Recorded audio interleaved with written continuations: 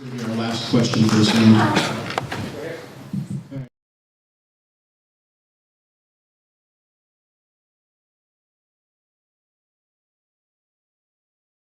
Question for you is, now that they've passed certain laws at previous Congresses, right? Like bills like NAFTA back in the 90s, what do we do about some of those things that have already been passed, already been implemented, to change them, to fix what's going wrong since then? And we need to stop some things with the World Trade Organization. Right.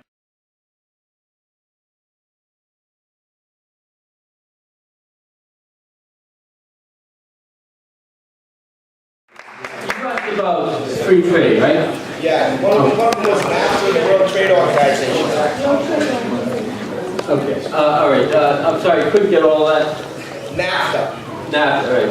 I have to tell you, that's one of the hardest questions. That's the hardest question for me because in my heart, I'm a free trade guy.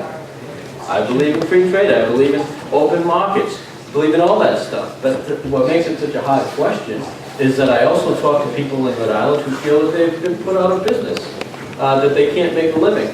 You know, right now in Rhode Island, we have very high unemployment, and we desperately need a program that at least says to people on unemployment, listen, if you will become self-employed, first of all, we'll give you a class how to do it, how to get yourself set up, and we'll even let you collect for another month if you're going self-employed, something like that. Because we're going to have a lot of people open up their own little businesses in this state. Because God knows we don't have enough employers who can employ a lot of people. So we have to, if you know how to do something, you're going to have to find a way to do it.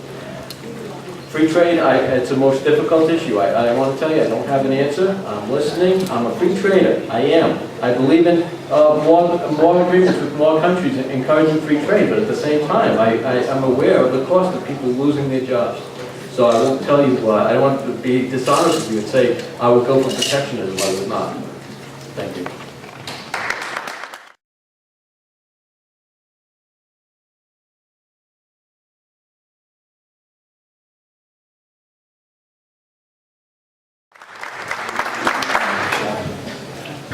First question was, what about bad laws?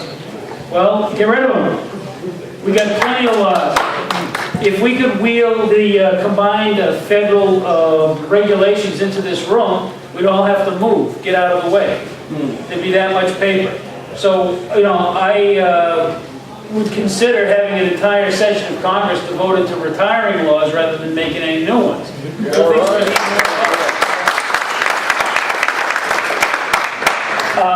We are in a global economy, and we must be able to trade and compete fairly in that global economy. But, question, is NAFTA really a free trade document? It may be its intent, but unfortunately the businesses in America are restrained by additional restrictions that people are not restrained by in other nations, in the other nations, especially in Mexico. And so as a result, what we've done is we have tilted the table in that direction. So that absolutely has to be revisited, and I'm back to my first answer. Things that are made can be unmade, and that's what you got a Congress for. Hire legislators who will do what you want them to do, because you know what? They work for you. It's your government. Doesn't belong to anybody in Washington, D.C. And find people, hopefully like me, that will remember that and go act that way when they get inside the Beltway. Thank you.